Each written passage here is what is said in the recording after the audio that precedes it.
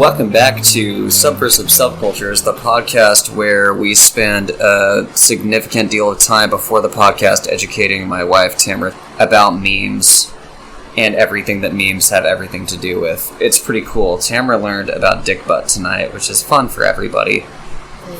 Also, bit of a roster change. My new co-host, Tamara Trotter, who you may know as our emotional producer and person that was on the first podcast, is now my co-host for future podcasts, which is cool because we're married and we love each other.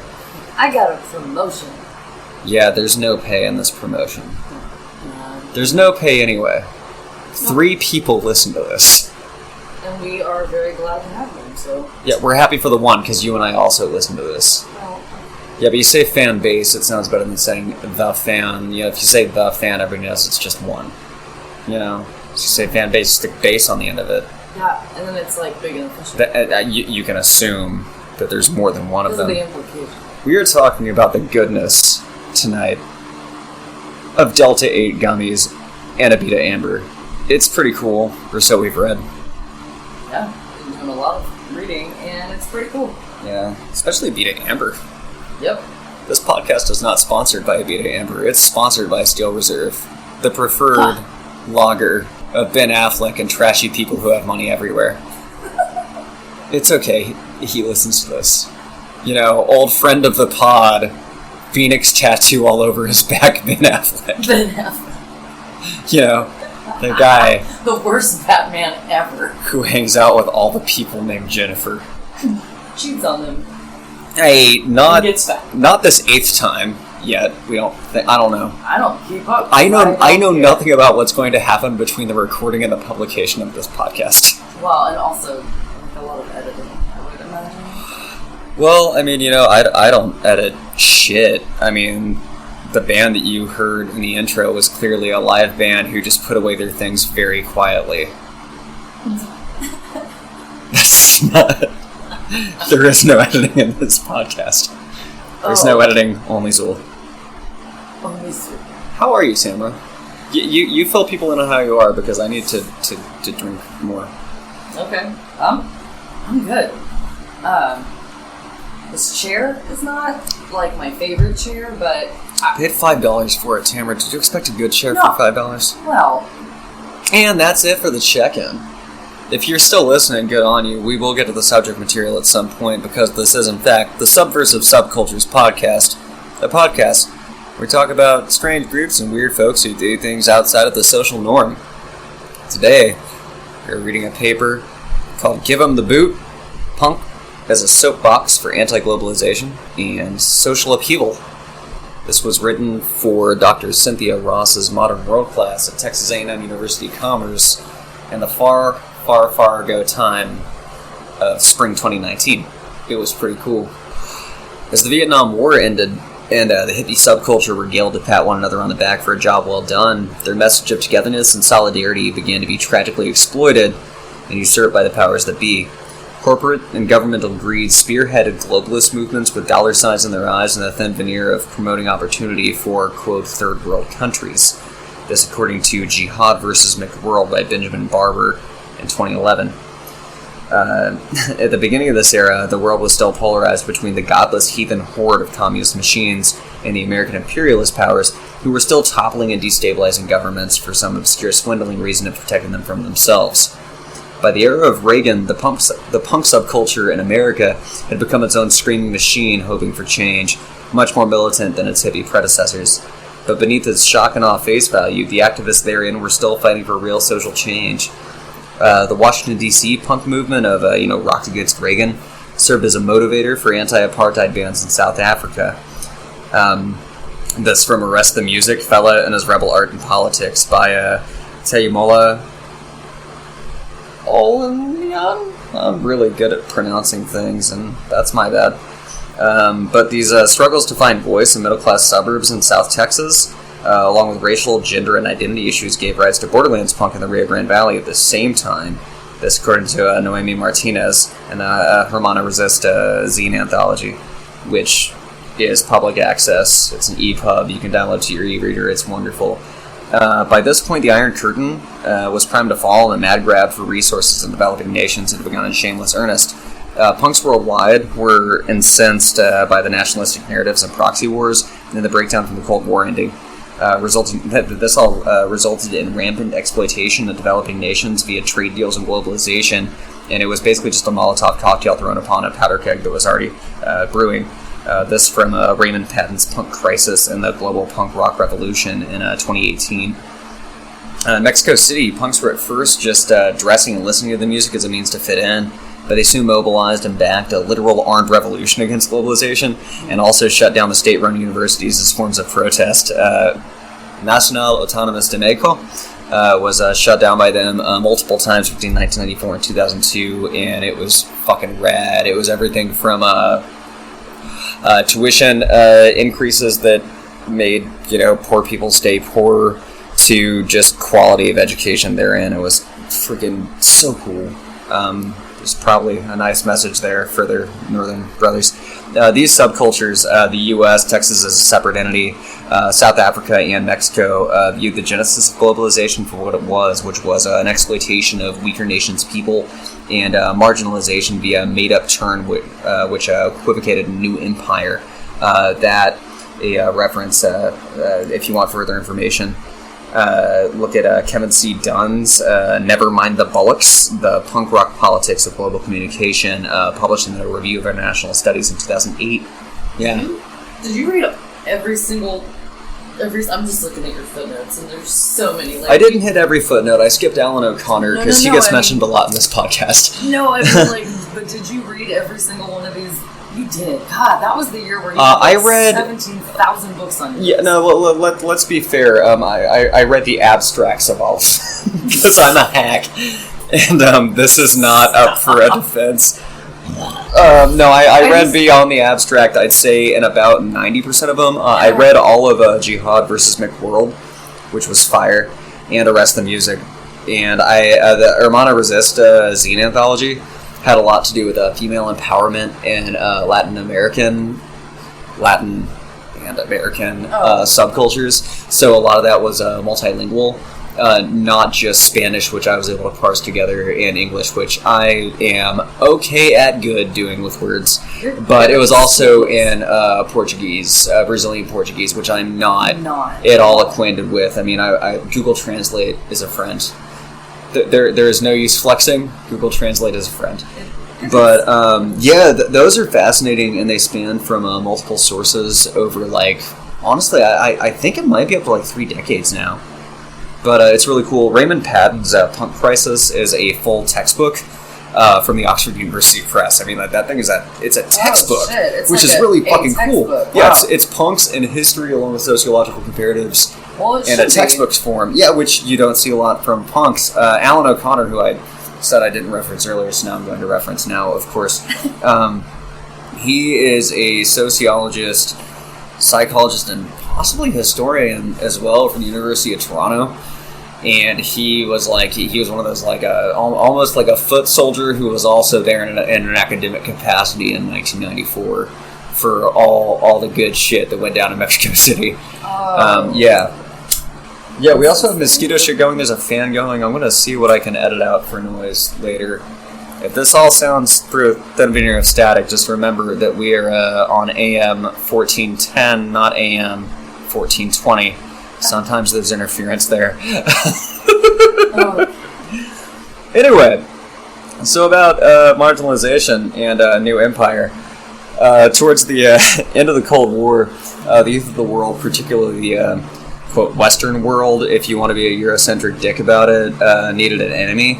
The faceless communist enemy seemed less of a villain than the circumstances of, punk's own day-to-day survival, and the lack of placement and identity bred discontent across class lines as well as international borders. Punk music and the subculture it fostered set in motion a series of events and movements which would give those lost teenagers a sense of belonging as well as a cause to get behind, namely the causes of seeking identity, whether that be gender, socio-political, socio-economic, fucking whatever. But the task set before them was affecting positive change, and for many, combating globalization. That according to Alexander Lalama and Transnational Punk, the growing push for global change through a music-based subculture, featured in Lux magazine in 2013. The middle class was the initial battleground of punk, as the idea of the white picket fence in Beaver Cleaverville had roundly lost its appeal. Yeah, of course, and the youth of the nation didn't appear to share their parents' zeal for what was perceived as like a bland mundanity. The working classes truly began the movement in Britain, and the middle class, the United Kingdom, and the United States streamlined the viability of the subculture and its genre, according to the Encyclopedia of Punk Music and Culture by Brian Cogan. By the mid-1980s, punk had a strong foothold in many major cities in the United States, but for the purposes of maintaining a linear pattern narrative for like our discussion, Washington, D.C. is what we're choosing to view as the epicenter of the punk sphere in North America, which is going to cause some hackles to raise on any punk person listening to this. For this paper for this paper and this discussion that we are currently having, here we are. And in true punk fashion, we're going to break all continuity, so I can just slurp down some more of this. Fine. Abita Amber Lager. Abita Amber Lager. The choice to guzzle beer that's not as bad as other beer. They're not a sponsor, but, you know, maybe they could be. They don't want to sponsor this. Well, we haven't asked. So about punk being the sphere and Washington, D.C. being the epicenter, and everybody from New York and the West Coast trying to bust into our two-car garage where we record to fight us. What Minor Threat and Black Flag viewed as the salad days of the D.C. scene, mid-1980s punk in the nation's capital held constant protests against the machine of the state with every illegal show they performed. A lot of the punk movement worldwide was illegal at its genesis, not in the oppressive sense that their speech was being censored, but that they were performing in abandoned warehouses, vacant lots, and condemned buildings without permits. It was mundanity for illegality. Drug use and public alcoholism permeated the scene, giving the whole subculture a blanketed stereotype of degeneracy, which you can absolutely contest with Minor Threat, because they were straight edge as fuck. That was their whole thing. Yeah. But for future references on this, you could actually watch the documentary by Scott Crawford called Salad Days, which featured Henry Rollins, Dave Grohl when he was first starting, Andy and McKay from Minor Threat. It's awesome. It's on Prime Video if you want to get Bezos some money. Oh, no, well, okay. Hopefully it dies on a space shuttle shortly after this publication, so it doesn't matter. Right. What does that mean, though? Salad Days? Okay, the Salad Days, that was actually a self-attached moniker by people like Minor Threat, Black Flag, and Bad Brains. It was just this genesis. There's a lot of what did this mean. Henry Rollins has a nice, clear definition that you will watch the documentary and find out about, because I don't remember it offhand right now. But a lot of people in the punk scene viewed it as an appetizer for what was to come. Oh. Very simply, Salad Days. Yeah, right? Like, it's like, that's actually pretty cool. A lot of people were like, oh, no, it's like, times are lean. You can only afford the salad. No. And it's like, that sounds like, that's the whitest shit I've ever heard. I don't think Bad Brains would want to side with that, because Bad Brains rules. I like the one about just eating salads. It's the other one. Yeah. You said first. So, yeah, in addition to Salad Days, the documentary of future reference, there's also, not Ian McKay, but Ian Moran's Social Sciences Journal publication, Punk, the Do-It-Yourself Subculture, which had a lot to do with this whole, illegal show scene, and a documentary published by Charlie Vela and Ronnie Garza that came out from One Scene Studios called As I Walk Through the Valley, which was about the punk movement in the RGV, but they also touch on DC as a genesis of the punk movement in the United States. It's pretty fucking cool. Their website's buggy at best, and I don't know if you're going to be able to download a copy right now, because the whole thing was kind of self-published and in tandem with punk ideals. But the internet being what it is, I'm sure. Right, the internet being what it is. Identity in this scene or any other, it's hard to quantify without generalization in any group, and the deviant subculture of punk people is no less complicated. One of the catalysts of punk as an upheaval of societal expectations was actually started by the mass migrations which followed the end of the Second World War. I mean, you know, you can look at like the 1970s and 80s when punk was huge, but then you can also just look at what led people to get around to that point. As many countries granted autonomy or independence to their colonial holdings, namely the UK and also the UK. Yeah, whether it was India or Caribbean holdings or whatever, being suddenly, I guess, freed, even though not really, because oppression has a way of still festering. In England, the migration of Jamaican people to the urban environments of London and the surrounding areas merged with the countercultural movements of the time, birthing one of the most influential and inclusionary genres in punk music and culture, which was ska. At that time, it's two-tone ska. Two-tone meaning, you know, the second wave from the initial Jamaican music that birthed it. I would always find a way to bring up ska, Tamara. Okay, well, I'm glad you clarified that, though, because you always talk about, like, oh, second wave, and I act like I know what you're talking two-tone about. rocks balls, okay? Third wave is Real Big Fish, it's what you already know, and fourth wave is Street Light Manifesto. Anybody listening can fight me. It's... Anyway, ska music, often played with a focus on the upbeat by guitars and a strong walking line on the bass, has clear roots in Jamaican music, and has an undeniable British rock flair. It was a synthesis move. What changed the scene with this music was that it brought race integration into the bands of Britain. One of the most popular bands at the time, the Specials, you know, Ghost Town, Message to You, Rudy, all that shit, they regularly faced like really public beatings in unruly crowds at their beginning, with black band members often receiving the brunt of the punches. The Toasters took it on the chin. Their perseverance and influence shaped the DC rock frontier, though. If you actually want corroboration on that, ABC News did a special in 2010 called Amplified, The Specials. It's on YouTube. What? Or at least it was in 2019. It's really cool. Their perseverance and their influence shaped the DC punk rock frontier, though. Bad Brains, an all-African-American ska punk band of DC natives, is often credited with starting the movement in the United States and figuratively paving the way for larger acts to shape, like, you know, Real Big and everything else. That corroborated by Shana Maskell's Performing Punk, Bad Brains, and the Construction of Identity in the Journal of Popular Music Studies in 2009. They still get cred in 2009. It's awesome. Wow. Yeah, and the referenced in a lot of Killer Mike songs. Check it out. Yeah, I know. He's so good. Oh my god. Yeah, I know. No matter what happens with you guys listening to this podcast, you should never stop listening to Run the Jewels, okay? Yes. While white nationalists did eventually attempt to infiltrate the scene of inclusion, the groundwork of African-American and integrative dance was enough to keep exclusionary groups at bay. You should never listen to Screwdriver, even their early stuff before they had Nazi tattoos.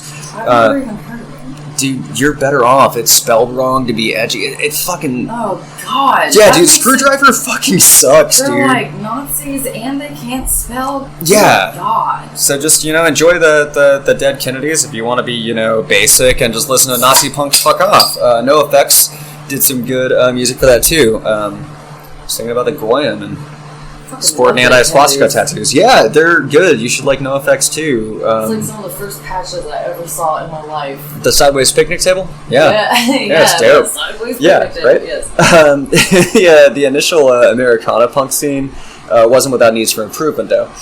It was plagued by misogyny, with a lot of female-fronted bands being treated as a novelty, and respect for women wasn't truly considered a priority or really an issue which warranted redress until close to the mid-90s and even into today. For example, I mean, like Brody. We fucking love Brody Daly. She would not have made it if she had not married Tim Armstrong. That's not a judgment call, because she was fantastic, but because she married the fucking frontman for Rancid, she was able to be taken seriously. People wanted to join her band. People wanted to record with them, that sort of shit. It's fucked up, and it's a very unfortunate fact.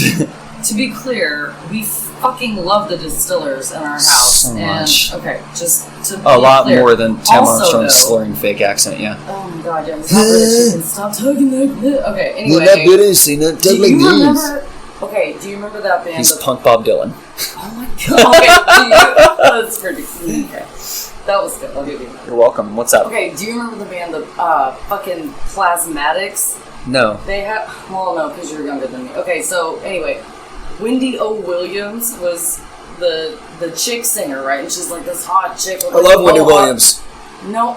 Wendy Williams, goddammit. Alright, Okay, fine, anyway, find an Irish chick, I don't care. listen, she had like a fucking blonde mohawk, and like she was like half naked for their shows, and she did all these crazy stunts with like chainsaws and shit. And so anyway, she got her start because she started dating some dude that was, I can't remember. Yeah, so I'm exactly saying, who no, he was. that's the scene, and dude, it's unfortunate as fuck. And she ended up That's why you need to read the Hermana Resist anthology. It's so good. She ended up doing porn, dude. It's like, what? Like, women weren't taken seriously. Did she get still paid off by an orange guy, or? Oh, I doubt it. Shout out to where we're recording at Forney, Texas, where a lovely woman who goes by the moniker Stormy Daniels owns a home. It's pretty fucking funny that we live here. Yeah, I need to hit up the Central Appraisal District website and be like, yo, where's she at? And also, can we send her a fruit basket? And then we can get together and talk about the orange face man and how he No, we're not going to talk with her about that, man. That's a bad part of her life. It's over, but we can be friends. She can give us Like, yeah. Avoid the Chads. There's only one in our neighborhood, thank fuck. Anyway, back to this thing not being off the rails. About punks who do rails.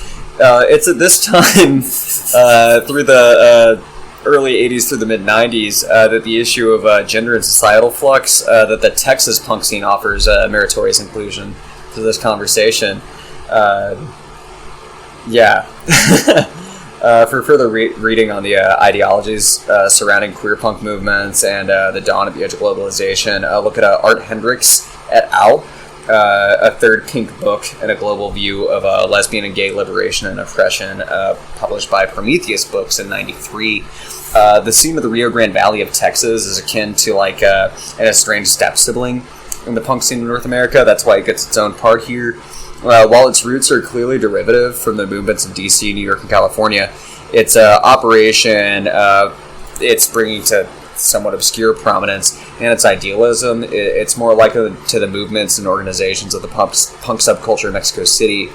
More than a means to rail against national identity, the punks of the RGV had to start a scene from virtually nothing, as punk bands of the greater nation never toured South Texas, nor did the bands of South Texas get picked up for larger act openers or tours, maybe in San Antonio, but that was like an at best. Can you imagine if you peaked as an opener in San Antonio?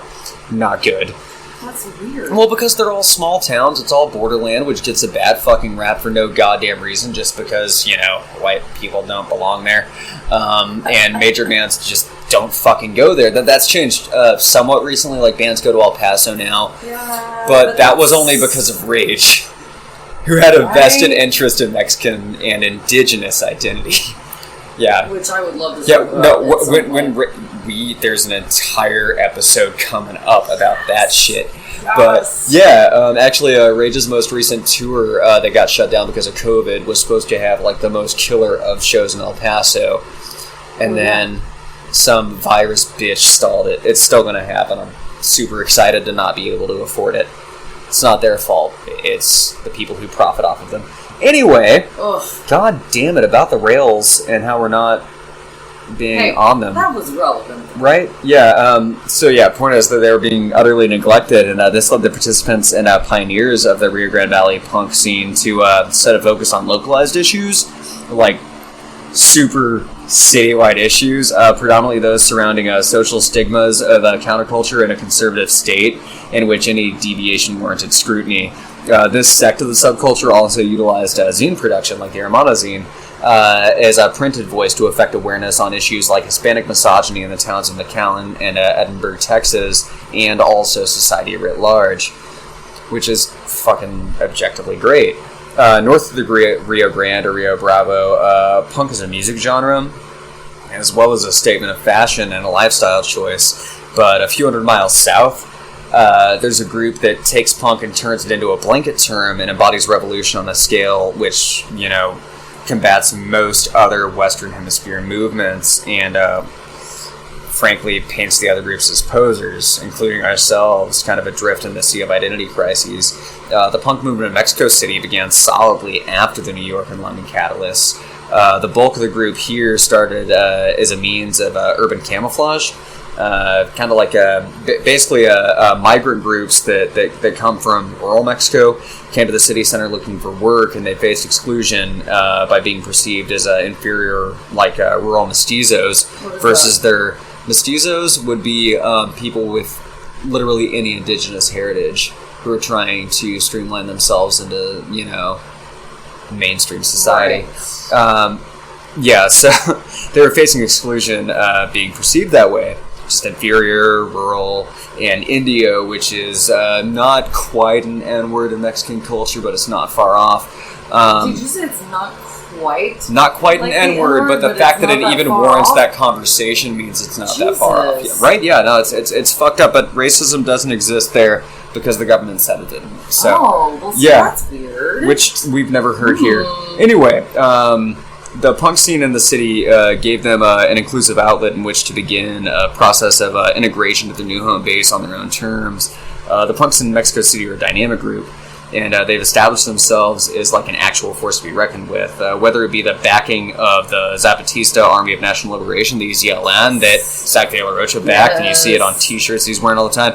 That's not just a flex. That fucker held guns and did shit in Chiapas. It's so good.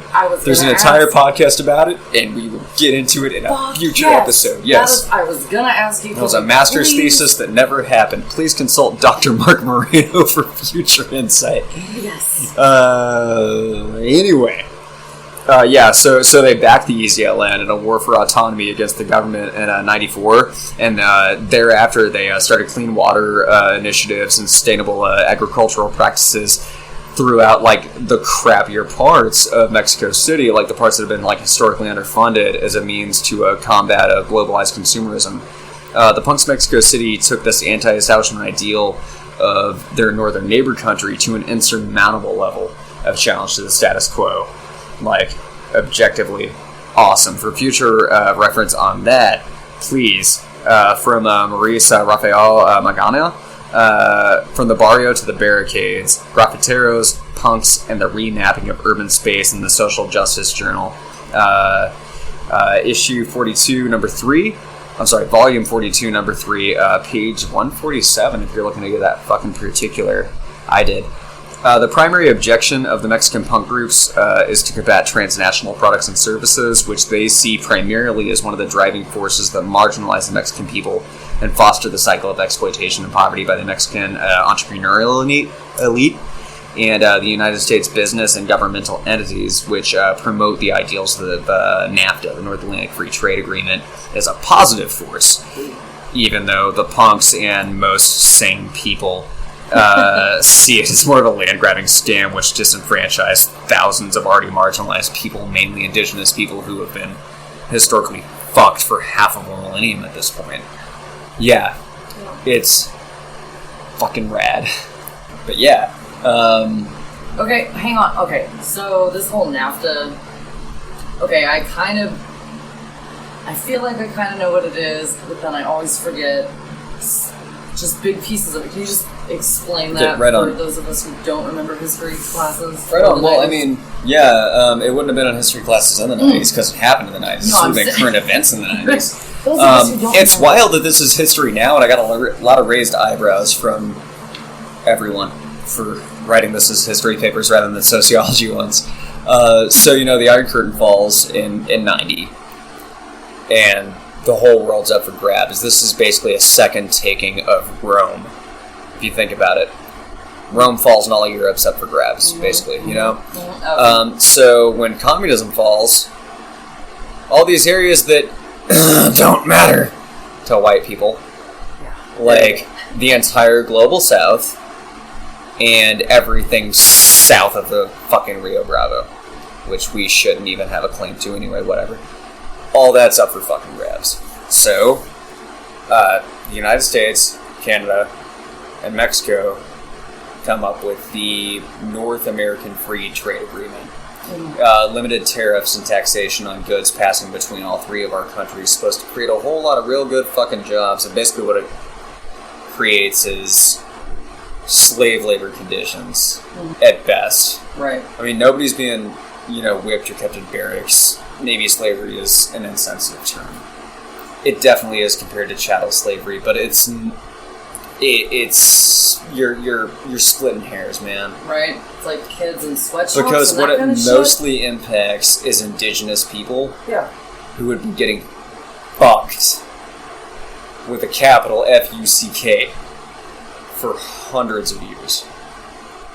And a lot of people in the state of Chiapas saw which way the wind was blowing and the shitstorm and didn't feel like getting themselves soiled. So they took over entire government offices throughout the entire state. A lot of national media outlets worldwide covered it. Like, wow, why is this happening? But at that point, we had this really the most progressive president and totally not rapist of our age, Bill Clinton, spearheading the fucking push. It's like a crazy mob boss. Yeah, he frankly really normalized and rode coattails on Bush the Elder's policies right when the Iron Curtain fell. And then, in his second term, hid behind, well, look at how much our economy grew from NAFTA without considering anybody south of Brownsville. In the countries that don't matter? Yeah, honestly, fuck south of Brownsville, which is the southernmost point in Texas. Like, south of San Antonio, because most of South Texas got fucked too. And that's not even to include the Midwest. There are great documentaries on factories that shut down in the Midwest. Like, there's a great one on a ball bearing factory. In the I think it was Ohio. Yeah, like the little they produced the ball bearings and they produced the housings that did them, and all that got outsourced to Mexico. And a lot of people had to make decisions on whether or not to take a dog shit severance and stay where they had built generational lives in the Midwest, or whether to go down to South Texas, set up homes there, travel across the borders to the new factories that were literally right across the border. You could see them from the fucking river.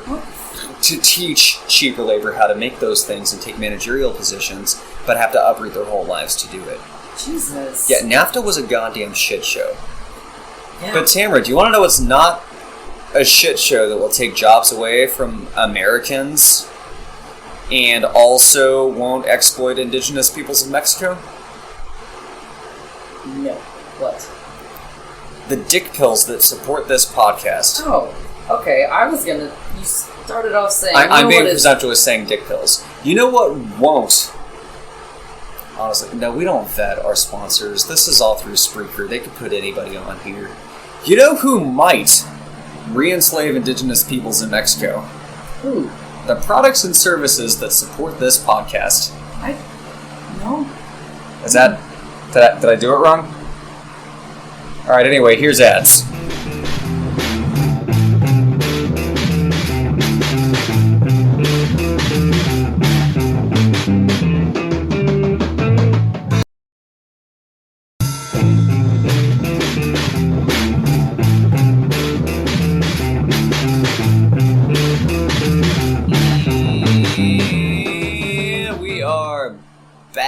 Thank you to the Dead Name Revival for that lovely buffer music. What a fine group of folks.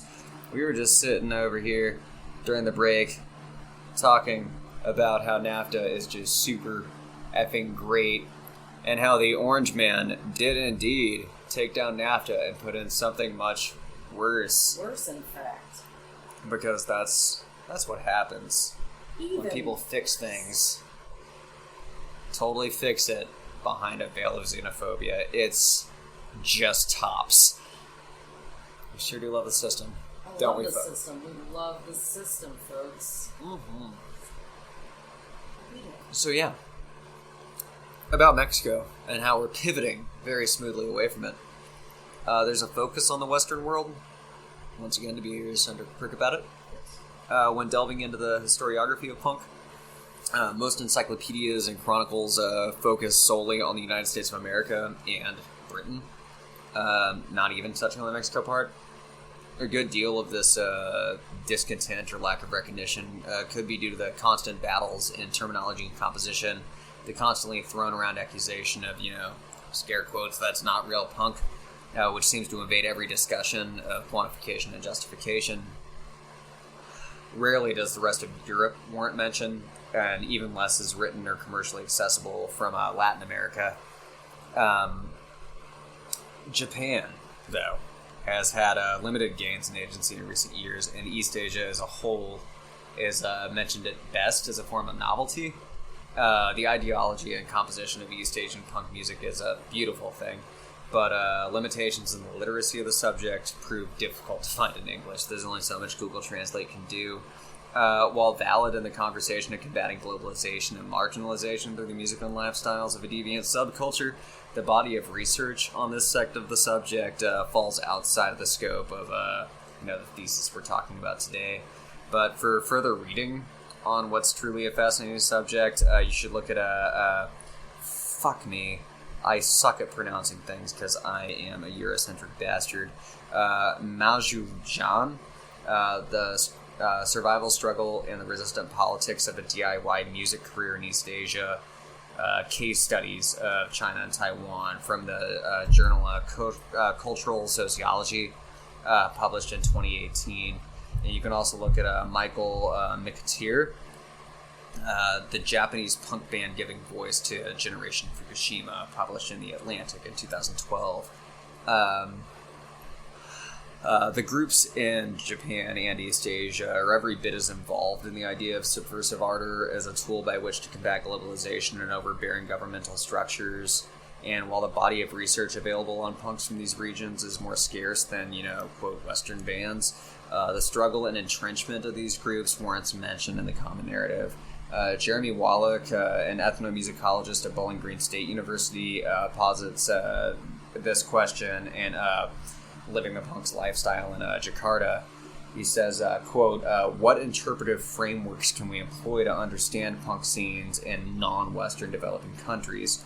Conversely, what can researching these scenes contribute to scholarly understandings of punk as a complex cultural and historical phenomenon, end quote. I love that he touches on the cultural and historical phenomenon more than just the music itself. Right. I mean, he's an ethnomusicologist, which involves a lot of subcultural studies and a lot of sociological outlooks more than historical or simply musical ones. Right, it's a hell of a niche career path, but apparently he's doing the shit. Hey, he's doing it enough to get published. Calling me jealous.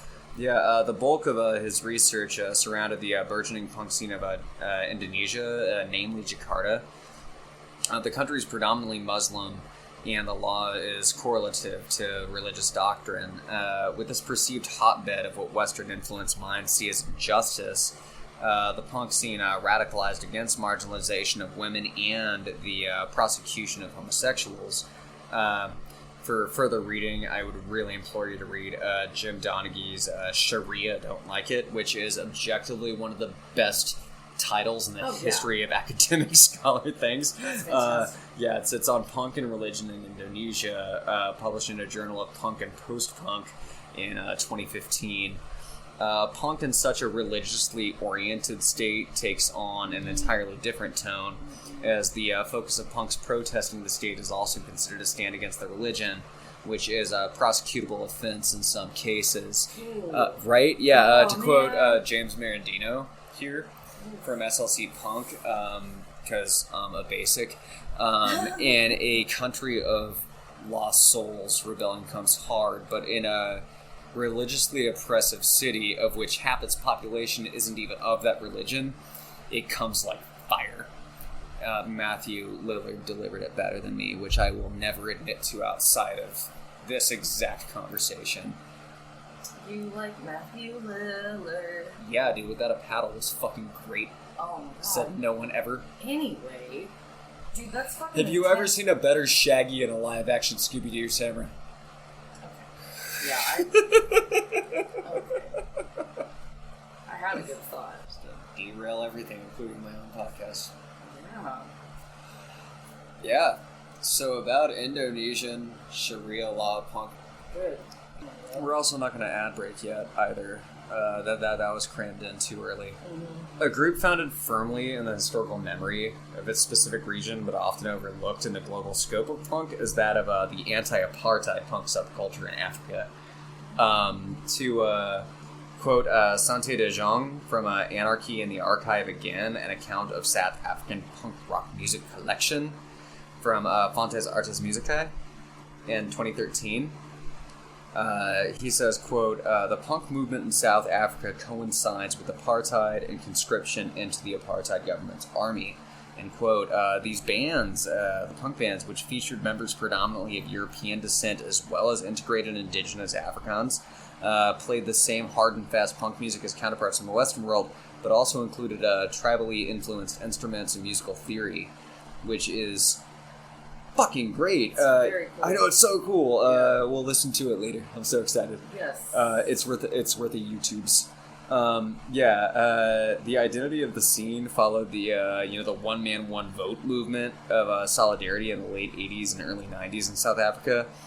Lyrics were sung across a wide plethora of languages, including Afrikaans, English, German, French, and others. The names of bands were far from subtle in their criticism of the establishment, featuring names such as the Fourth Reich, the Contaminators, Impact, Guilty, Gay Marines, and Power Age, among many, many more. Like, they went for shock value in the name. You can't blame them, Gay right? Marines, I love it. The Fourth Reich, it better be the most anti-racist thing ever. Otherwise, sweet lord, that might as well be called Screwdriver. Oh. Don't listen to Screwdriver. God. Right? I mean, like, when you have a name like that, you figure it's got... Anyway, whatever. They went hard with that name. In addition to protesting the ways of apartheid-related oppression, some groups within the subculture protested the military state policies of taxation and, of course, military conscription. The use of zine culture was not unlike the RGV in Texas, a tool of which the importance can't be overstated. It's fucking awesome. South Africa mobilized in, like, the realist way against apartheid. Of course they did. It became a worldwide movement. There were all kinds of one-man, one-vote stickers on bumpers throughout the U.S., namely California, of course, whatever. But the fact that an entire music scene was adopted and was seen as that, like, legible and that quantifiable. Yeah, like, this is the kind of music you make when you are against what is happening. Like, it's actually really cool. Right, no, they weren't just playing the old shit, like, that already existed. The fact that they were bringing in their own indigenous instruments and music theory and combining tempos and rhythms and fucking everything is just so... That's awesome. So cool. Yeah, no, it's objectively great. You know what's also great, Tamara? What? How much anti-indigenous movements and anti-apartheid movements contributed to the products and services that support this podcast. It's true. We have such lovely sponsors that would absolutely be sure that one man got no vote, such as bamboo scanners in Arizona. If you want bamboo scanners from Arizona, you can visit any junk shop 6 months from now. The 4K Ultra cameras, which will recount ballots and somehow give Joe Biden more votes. Somehow. Which you can find in the junk shops 6 months from now. And of course, our personal favorite, Halliburton. Halliburton. Are you looking to get government kickbacks for doing jack shit besides killing innocent people? Call Halliburton. And if you're Robert Evans and you're listening to this was an absolute ripoff of your fake sponsorship from Raytheon, the makers of the knife missile. You think that I'm joking? They actually have a knife missile. It's so fucked up. They have a missile that shoots knives because it will have less collateral damage. I'm talking blocks away than an actual bomb. Okay. Yeah, what? no, Raytheon has a knife missile. Check it out. I don't want to. Anyway, here's ads.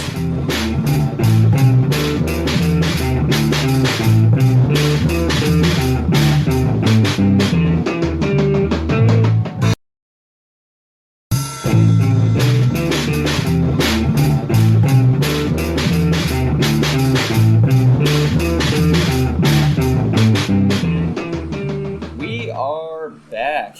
And me and my lovely co-pilot / wife Tamara were just discussing the benefits of Robert Evans's often touted and rarely seen in time R9X knife missile.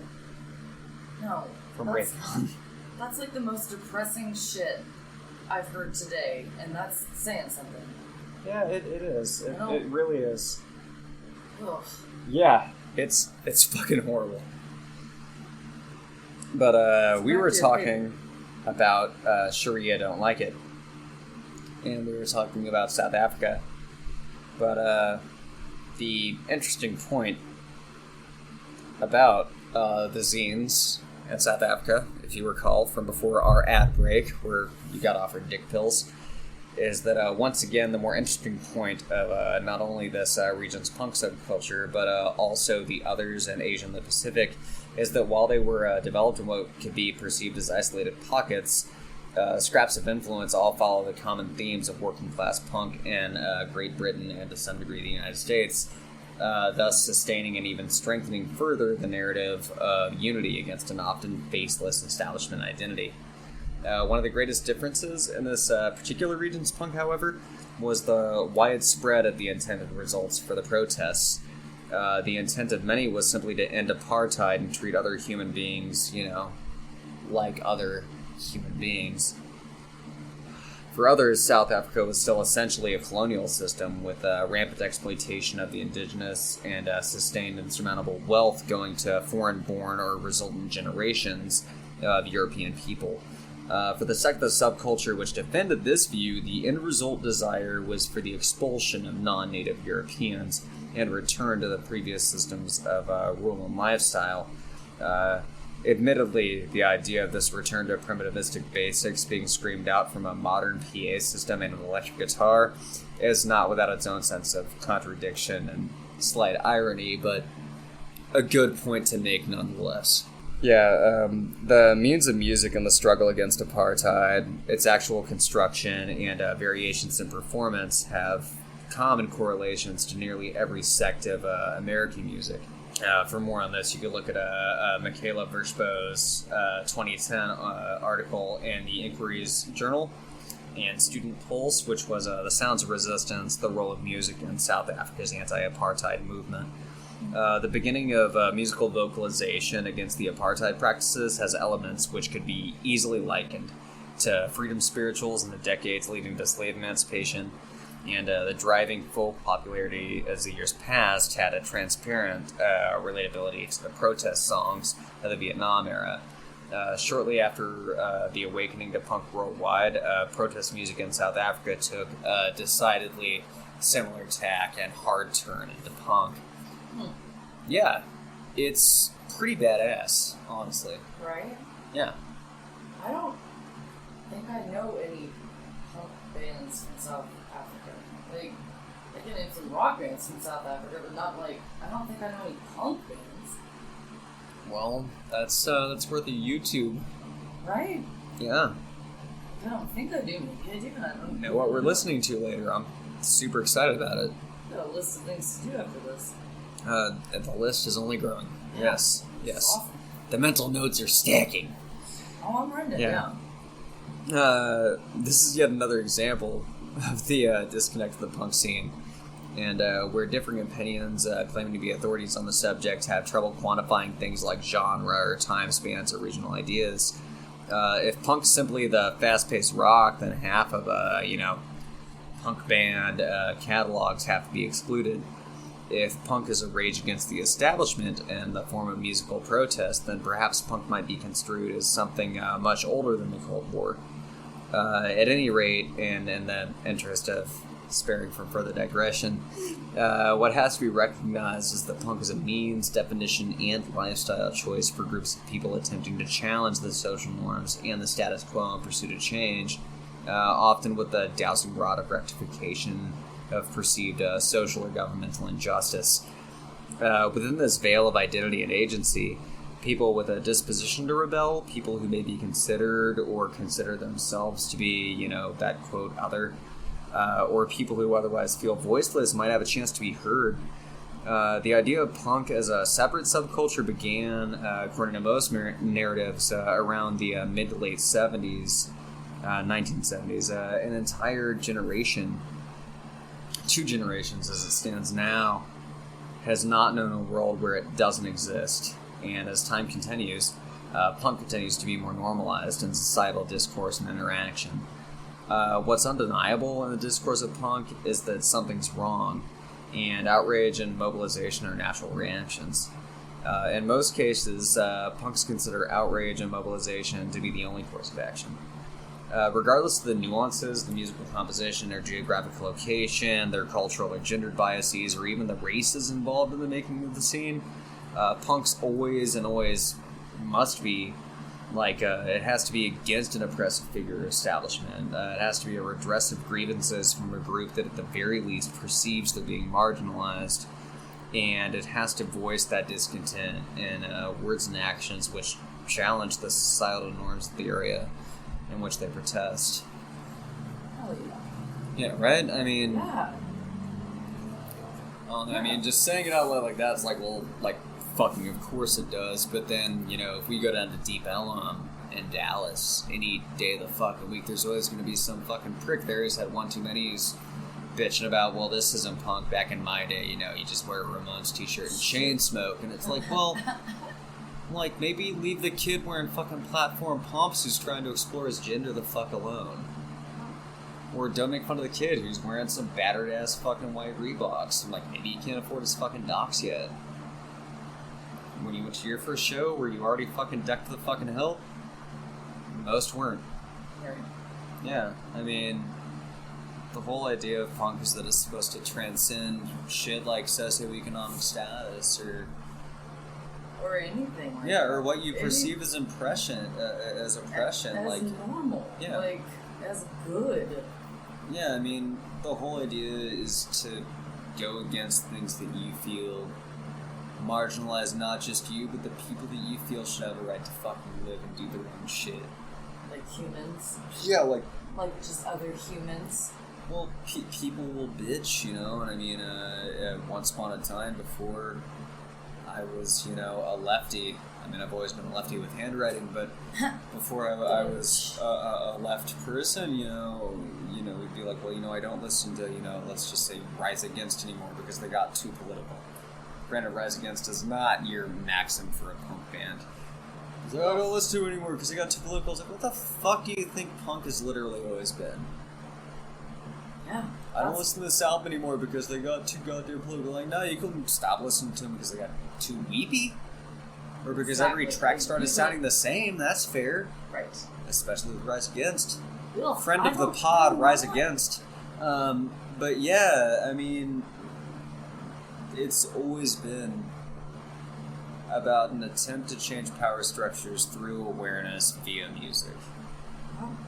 And it was really refreshing in this research to see that's not a Eurocentric thing. And also, Sharia don't like it as the best possible title for any published historical paper ever. I agree. That's fucking rad. It is. It's so fantastic. Yeah. You know what else is fantastic, Tamara? Art. Well, I mean, our art is fantastic. You do a was lot of art. I was just thinking how I would really like to do my own paper about, like, painted art or, you know, visual art rather than auditory art. Yeah. See, I don't know. I just want to compare notes. Like, I think that could be cool. You know who is a prerequisite to all things on this podcast? The products and services who will not thrash art that challenges the status quo. Yeah. And with that absolutely seamless pivot to an ad break.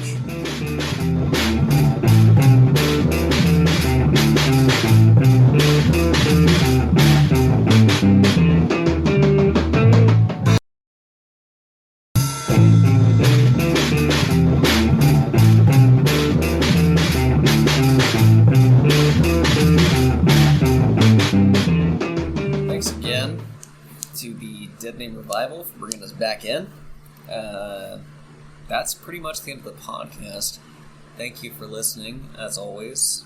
Thanks to Tamara for being here. Oh, thanks. Tamara, if you would like to plug your pluggables and tell people where they can find you on the socials. Nope. That's fair. Don't put your name on this. Yep. She's definitely not surrealist_psychedelic_pets on the Instagram. And that is literally your only web presence. If you're looking to follow us or follow the band that does all of our buffer work and our closing work, you can go to @SubvertPodcast on Twitter or Don.Trotter on Instagram. That's Don with 2 N's because my parents were dicks. That's DONN.TROTTER. I didn't pick the name, but I'm also too lazy to change it. And on our way out here, we're going to have one more song by the Dead Name Revival Choir. Lovely group of folks who play in garages throughout the DFW area. I've recently heard the term shoegaze, and I made a joke about it being called shoegazi, and then they chastised me a lot. So anyway, enjoy that, and tune in soon for our next episode. Hope that you guys enjoyed what we had. Tell your friends. You can find this podcast, as you already have, on Apple Podcast, iHeartRadio, Google Podcast, Spreaker, or wherever you get your podcasts. Thank you, and good the fuck bye.